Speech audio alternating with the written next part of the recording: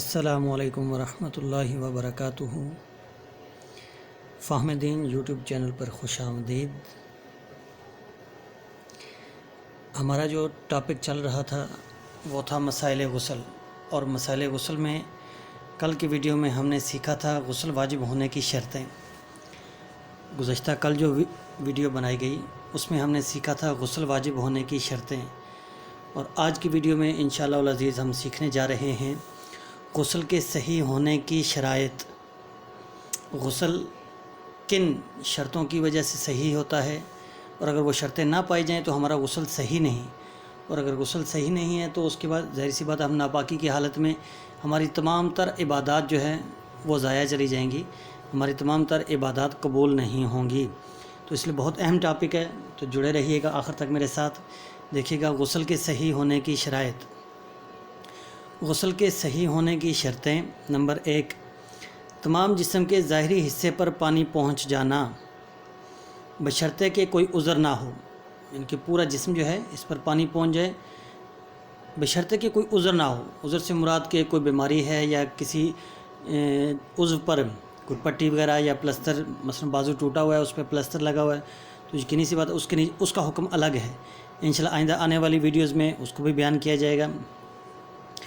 तमाम जिस्म के ज़ाहिरी हिस्से पर पानी पहुंच जाना बशर्ते कि कोई उज़र ना हो।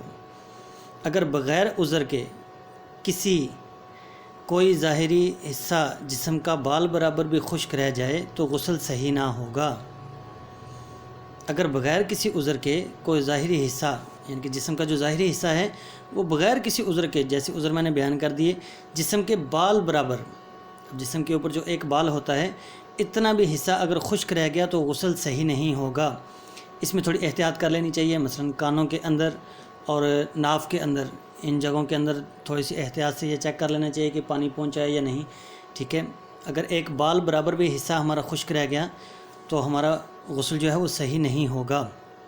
नंबर 2, जिस्म पर ऐसी चीज़ का ना होना जिसकी वजह से जिस्म तक पानी ना पहुँच सके, मसलन जिस्म पर चर्बी या खुश्क मोम या खमीरा वगैरह लगा हुआ हो, या उंगलियों में तंग अंगूठी छले वगैरह हों, या कानों में तंग बालियां हों कि सुराख में पानी ना पहुंच सके। ये औरतों के लिए ख़ुसूसी है। ठीक है, और इसी तरह अगर आटा वगैरह लगा हुआ है हाथ पर और वो खुश्क हो गया है, ठीक है, और इसी नेल पॉलिश वो भी इसी हुक्म में आती है। इसके अलावा अगर मेकअप भी इतना ज़्यादा किया हुआ है कि उसकी एक तह बन गई है कि उसकी तह के नीचे अब वो पानी नहीं जा सकता, तो ऐसी तमाम सूरतों में गुस्ल सही नहीं होगा। ठीक है, और इसी तरह हमने अपनी अंगूठी भी देख लेनी है। अंगूठी छला मर्द हो या औरत हो, ठीक है, वो इतनी टाइट ना हो, इतनी तंग ना हो कि वो उसके नीचे पानी ना जा सके। अगर इतनी तंग हो तो उसको हिला के ऊपर नीचे करके उसके नीचे पानी पहुँचाना भी फ़र्ज़ है। और इसी तरह कानों के अंदर इतनी तंग बालियाँ हैं और इनके सुराख इतने तंग हैं कि सुराख भी जिस्म के ज़ाहिरी हिस्से में ही आ जाता है कि अब उसके अंदर भी पानी नहीं जा सकता, तो इस सूरत में भी हमारा गुस्ल ठीक नहीं होगा। नंबर 3, जिन चीज़ों से हदस अकबर गुस्ल वाजिब करने वाली चीज़ें, हदस अकबर कौन सी हैं, गुस्ल वाजिब करने वाली चीज़ें होता है, उन चीज़ों का हालत गुस्ल में ना होना। कोई औरत हैज़ माहवारी में निफास बच्चा के पैदाइश के बाद जो खून आता है की हालत में गुस्ल करे, या कोई मर्द मनी गिरने की हालत में गुस्ल करे तो गुस्ल सही ना होगा। तो इन चीज़ों को भी ज़रा देख लेना चाहिए। आगे 2 मसले हैं, इनकी ज़रा वजाहत समात फरमाइएगा। मसला नंबर 1, इमाम आज़म अबू हनीफ़ा रहमहुल्लाह ताला के नज़दीक वज़ू और गुस्ल नियत के बग़ैर मोतबर होंगे। वज़ू और गुस्ल ये दोनों चीज़ें नियत के बग़ैर मोतबर होंगे, क्योंकि इनके नज़दीक नियत फ़र्ज़ नहीं। इमाम अबू हनीफ़ा रहमहुल्लाह ताला के नज़दीक नियत फ़र्ज़ नहीं है, तो वो फरमाते हैं कि वज़ू भी और गुस्ल भी ये दोनों बग़ैर नियत के ही मोतबर होंगे, बल्कि सुन्नत और मुस्तहब हैं। नियत करना क्या है, फ़र्ज़ नहीं है बल्कि सुन्नत है और मुस्तहब है। लिहाजा अगर वज़ू या गुस्ल बग़ैर नियत के किया गया हो तो अदा हो जाएगा। आपने कोई नियत भी नहीं की गुस्ल के लिए या वज़ू के लिए, पाकी की नियत नहीं की, तब भी गुस्ल जो है वो मोतबर हो जाएगा, उसमें कोई ख़राबी पैदा नहीं होगी।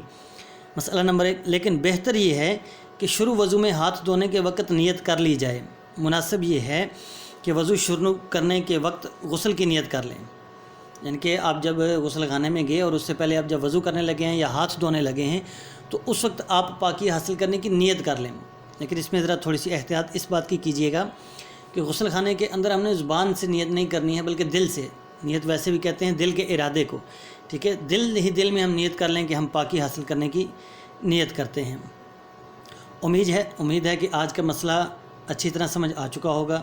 پھر بھی اگر کسی کو کوئی بات سمجھ میں نہ آئی ہو تو وہ کمنٹ باکس میں یا پرسنل نمبر پہ رابطہ کر کے میرے سے پوچھ سکتا ہے۔ جزاکم اللہ خیرہ و احسن الجزاء فی الدنیا والآخرہ۔ آخر میں پھر آپ تمام حضرات سے وہی گزارش ہے کہ انشاءاللہ جیسے ہم نے کل غسل واجب کرنے کی شرطیں پڑھی اور آج غسل کے صحیح ہونے کی شرطیں جو ہیں ان کو ہم نے دیکھا، اسی طرح آئندہ آنے والی ویڈیوز کے اندر بھی یہ سلسلہ جاری رہے گا، اور غسل ہی کے ٹاپک پہ جب تک کہ یہ مکمل اس کو کور نہیں کیا جا سکتا، جتنا بھی انشاءاللہ ممکن ہو اس کو کور کیا جائے گا۔ تو آپ اگر ہمارے ساتھ چینل کو سبسکرائب کرنے کی شکل میں جڑے رہیں گے اور بیل آئیکن کو بھی پریس کر دیں گے تو آئندہ آنے والی ہر نئی ویڈیو آپ تک پہنچتی رہے گی، اور یہ سلسلہ انشاءاللہ ترتیب سے جو چل رہا ہے، ترتیب سے ویڈیو آپ تک پہنچتی رہیں گی، اور کوئی بھی درمیان میں سے کوئی اہم ترین مسئلہ آپ سے مس نہیں ہوگا۔ اس لیے آپ سب سے گزارش ہے کہ آپ سب میرے اس چینل کو سبسکرائب بھی کریں اور بیل آئیکن کو بھی پریس کر دیں، اور دعاؤں میں خصوصی یاد رکھیے گا۔ انشاءاللہ العزیز ملتے ہیں کل کی ایک نئی ویڈیو کے ساتھ، تب تک کے لیے السلام علیکم ورحمۃ اللہ وبرکاتہ۔